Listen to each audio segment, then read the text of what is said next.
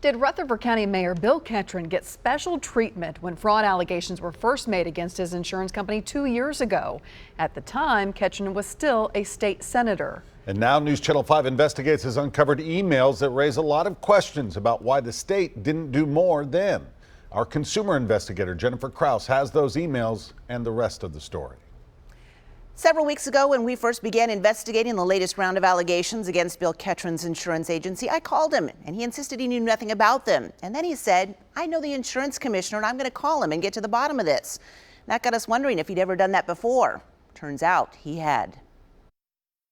I head the insurance division unit that regulates all things insurance. Michael Humphreys is the number 2 guy at the Tennessee Department of Commerce and Insurance, and he insists this complaint filed with his department against Bill Ketron and his insurance agency 2 years ago was treated the same way they treat all complaints. So you're saying Senator Ketron did not get any special treatment, nor did his daughter or this case? Absolutely not.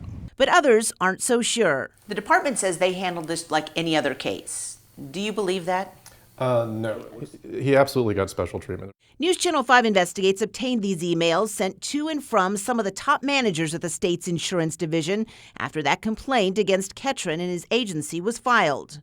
We showed them to Andy Spears, who heads up the consumer watchdog group Tennessee Citizen Action. If you look at some of these emails, there was a lot of effort to make sure that Senator Ketron was happy, that he was followed up with, that he was circled back to. At the time of the complaint, Ketron was not only a state senator. The Senate Commerce and Labor Committee will come to order. He was also a member of the Senate Commerce and Labor Committee, which is closely tied to the Commerce and Insurance Department. He has influence, direct influence over their budget, over their legislation, and certainly was in a unique position to influence it. In the complaint filed in early 2017, a Smyrna business owner said she'd paid Universal International Insurance in 2016 nearly $12,000 and then discovered her policy had been canceled because it was never paid for. The business owner said Kelsey Ketron, the vice president of the agency and Bill Ketron's daughter, blamed it on a mix-up. Later, the business owner said Kelsey tried to prove she had paid for the insurance by sending a copy of a check, but it was dated a year after the payment had been due. When allegations like that are made, I'm told the Commerce and Insurance Department normally assigns 2 sets of investigators, one who investigates fraud and one who works to get the consumer's money back. But that's not what happened here. A consumer investigator reached out repeatedly to Kelsey, but these emails show she would not respond to phone calls or email. Emails also show the insurance department's top lobbyist was actively involved, working behind the scenes, talking with both Senator Ketron and his legislative office, trying to get the matter resolved. You're saying there's nothing unusual about that? No, we can't have the employees reaching out to legislators at random without kind of bringing in a central point of contact to maintain the understanding of the outreach. And then there's this email. I've spoken to Senator Ketron a few times today.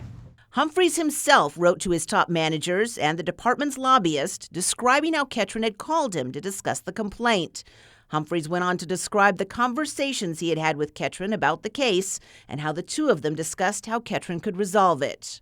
You can't call Michael Humphreys and say, hey, can you help me out? Andy Spears says this was clearly preferential treatment. And the concern over and over again was, let's protect Bill Ketron and his daughter, and not let's protect these consumers. As soon as the business owner got her money back from the Ketrons, the insurance division sent this letter saying they were closing the case.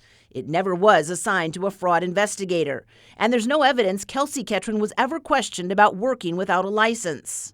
You have an allegation of fraud, you have someone working without a license, and your department did nothing to pursue those actions. Right, and I'm not able to get into the substance of complaints, and as we've discussed. Humphreys said he couldn't say more because by law, insurance complaints and investigations are confidential and not open to the public. Consumers lost in this case. Andy Spears has his own theory. Why are we not investigating for fraud here? Is it because Bill Ketron is a state senator and is on an influential committee and can oversee legislation? And that's the only explanation I can come up with. You realize how this probably looks to some people. I realize how you're suggesting that it looks, and quite honestly, it's absolutely not the case.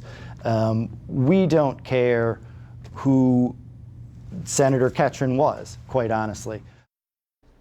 Now, because Tennessee law makes insurance complaints confidential, we don't know how many other complaints may have been filed against the Ketrons and how they were handled. But Andy Spears says if the state had done what it should have 2 years ago, there might not be 2 new allegations against Ketron's agency. Michael Humphrey's office is now trying to revoke Kelsey Ketron's license based on one of those new cases. And just for the record, Humphreys tells me that Bill Ketron has not called him about the latest troubles facing his insurance agency and his daughter.